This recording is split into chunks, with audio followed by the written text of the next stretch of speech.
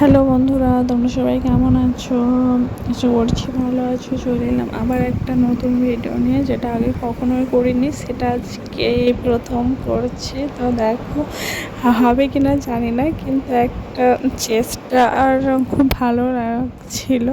তো দেখো আমরা দরজা কালার করছিলাম। তো দরজা মানে কালারটা এনে দিয়েছিল আর আমরা নিজে নিজেই করছিলাম, কিন্তু কোনো মিস্ত্রিও ডাকিনি, কোনো মিস্ত্রি আসেনি। আমরা নিজেরাই নিজেদের মধ্যে করছিলাম। মিস্ত্রি আসেনি এই কারণে, কারণ শুধু দুটো দরজা আর জানালার কপাটগুলো, সেই কারণে। দেখো রং করতে একটু বেশি ভালোও লাগছিল, কেন জানি না। নতুন কাজ আর এই প্রথমবার করছি, জানি না কেমন হবে। তো তোমরা দেখতে থাকো কেমন হচ্ছে শেষ পর্যন্ত, ঠিক আছে? আর আমার চ্যানেলটাকে যারা নতুন দেখছো তারা একটু সাবস্ক্রাইব করে দিও।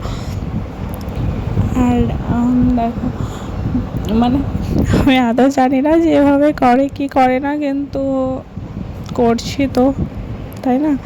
তো দেখো আমি কিন্তু এভাবেই করছি, কে কেমনভাবে করে আমি সঠিক জানি না। তো ঘরের দরজাটা এক একবার আমি দুবার করে করছিলাম। তো ঘরের দরজাটা একবার করে চলে এলাম, আর রান্নাঘরের দরজাটা আগেই করেছিলাম, তো সেই কারণে আর একবার করে দিচ্ছি। মানে একবার করে দিলে না ভালো হচ্ছে না, আর দুবার করে দিলে একটু ভালো হচ্ছে। তো সেই কারণে প্রথমবার ওটা শুকিয়ে গেছে, তারপরে এটা দিচ্ছিলাম। তো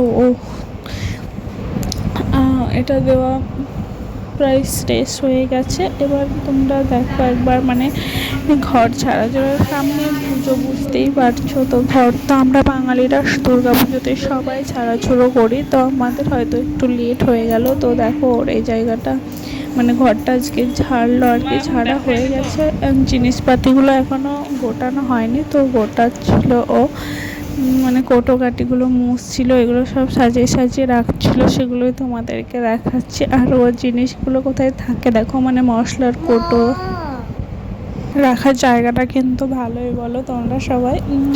দেখো মানে আমার ঘরটাও ঝাড়া হয়ে গেছে, এই ঘরটা তো ঝাড়া হয়েছে। আর এই দেখো একটা নতুন রং মিস্ত্রি, আর তোমরা আবার রং মিস্ত্রি ভেবো না, সত্যি সত্যি এটা হলো প্রিয়ার বর, মানে আমাদের ভাগ্নে আর কি।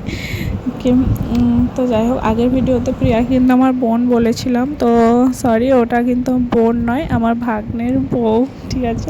বউমা হচ্ছে। আর দেখো আমার মানে প্রথমে ওই কালারটা তো করে দিয়েছিলাম, ওই কালারটা শুকিয়ে যাওয়ার পরে আমি ওর যেটা বর্ডার ছিল, মানে এটা দেওয়ালেই আলমারি সেট হয়ে আছে, তো যেটা বর্ডার ছিল সেটাতে আমি রেড কালারের করছিলাম। কালারটা কেমন হয়েছে তোমরা কিন্তু বলো।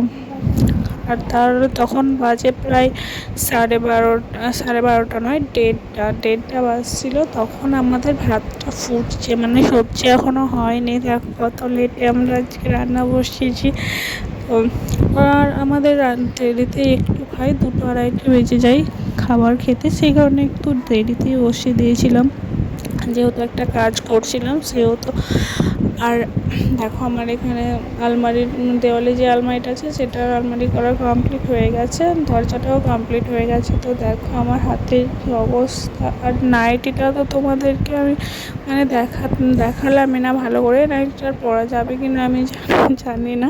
তো সে মানে উপর দিকটা তো সেরকম কিছু হয়নি, নিচের দিকটা একটু বেশি খারাপ হয়েছে। আর দেখো আমার ঘরে তো কমপ্লিট হয়ে গেছে, এর ঘরটার করছি, মানে জানলাটা কমপ্লিট হয়ে গেছে, এর দরজাটা এখন করছে। দেখো জানলাটা কিন্তু ওর কমপ্লিট, ঠিক আছে? ও কিন্তু ফার্স্ট টাইমই করছে, আর আমিও ফার্স্ট টাইম করছি। আর দেখো আমাদের আজ রান্না হয়ে গেছে, রান্না হয়ে ঘরে দুজনের ঘরে একটুকু জায়গা নেই, বাইরে রান্নাটা রাখতে হয়েছিল। তারপরে আমি স্নান টান সেরে চলে এসেছি, দেখো। আর যখন স্নানটা সেরে এলাম তখন কটা বাজে সেটা তোমাদেরকে দেখাবো। আমরা যখন স্নান করলাম তখন বাজে প্রায় 6:10-15। দেখো তোমাদের ঘড়িটাই দেখিয়ে দিই, বরঞ্চ দেখো 6:10 বাজছিল। তো স্নানটা করে এসে একটু সন্ধে লাগেনি, মানে লাগবো হচ্ছিলো আর কি। তখনই আমি একটু আগেই আজকে সন্ধে দিয়ে দিয়েছিলাম, কারণ যেহেতু স্নানটা করে এলাম, আবার 10-15 মিনিটের জন্য আবার কাপড়টা ছাড়বে, সেই কারণে আগে সন্ধ্যাটা দিয়ে দিয়েছিলাম। আর তারপর দেখো সারাদিনে একবারও বসিনি আমরা, এই সন্ধ্যেবেলায় একটু বসেছিলাম। আর এদিকে দেখো আমার ছেলেটা শুয়ে শুয়ে ম্যামের অপেক্ষা করছে কখন ম্যাম আসবে। তো তোমরা সবাই